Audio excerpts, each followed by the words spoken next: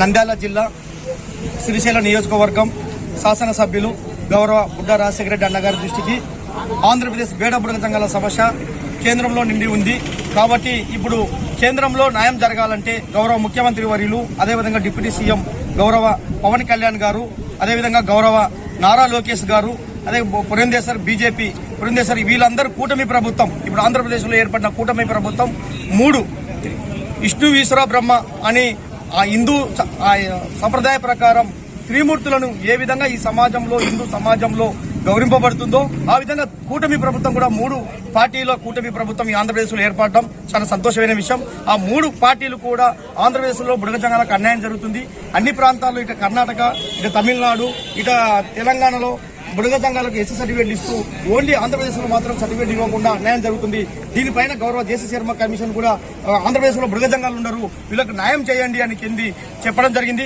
ఆ విషయం పైన గౌరవ ముఖ్యమంత్రి వారు ఇప్పుడున్న ముఖ్యమంత్రి నారా చంద్రబాబు నాయుడు గారిని 2019లో నివేదిక కేంద్రానికి పంపించడం జరిగింది. ఇప్పుడు కేంద్రంలో పెండింగ్ ఉంది కాబట్టి తమ ఇచ్చిన మాట మేరకు ఖచ్చితంగా కూటమి ప్రభుత్వము తక్షణమే అక్కడ ఉన్న ఎంపీల ద్వారా దీనికి న్యాయం జరిగే విధంగా చర్యలు తీసుకోవాలంటే ముఖ్యమంత్రి ఆదేశాలు లేనిది ఎంపీలు గాని కేంద్ర మినిస్టర్లు గాని ఎవరు పరిష్కరించే విధంగా ఉండదని మాకు తెలిసిన భావము. అక్కడ ఢిల్లీలో మేము కనుక్కున్న వాస్తవాలు కూడా. కాబట్టి ఏ రాష్ట్రానికి సంబంధించిన అధినేత ఉంటాడో ఆ రాష్ట్ర అధినేత ద్వారానే అక్కడ ఎంపీల ద్వారా ఒత్తిడి చేసినప్పుడే న్యాయం జరిగే అవకాశాలు ఎక్కువ ఢిల్లీలో ఉన్నాయనేది తెలుసుకున్న తర్వాత ఆంధ్రప్రదేశ్ బేడ బుడగ సంక్షేమ సంఘం ఆధ్వర్యంలో ఎవరిని మన సంఘంలో మన జాతి బిడ్డలు ఎక్కడైతే ఏ పార్టీలో పనిచేస్తుంటే ఆ పార్టీలోని వ్యక్తులను మనం ముందుకు తీసుకొని వాళ్ళ ఆధ్వర్యంలో మన అక్కడ ఎమ్మెల్యేలను ప్రజాప్రతినిధులను కలుస్తూ వారి ద్వారా లెటర్లు గౌరవ ముఖ్యమంత్రికి పంపిస్తూ అదేవిధంగా ఒక అపార్ట్మెంట్ తీసుకొని మన సమస్య పరిష్కరించాలని ఆలోచనతోనే నిర్ణయం తీసుకోవడం జరిగింది ఆంధ్రప్రదేశ్ బేడ బుడగ సంక్షేమ సంఘం.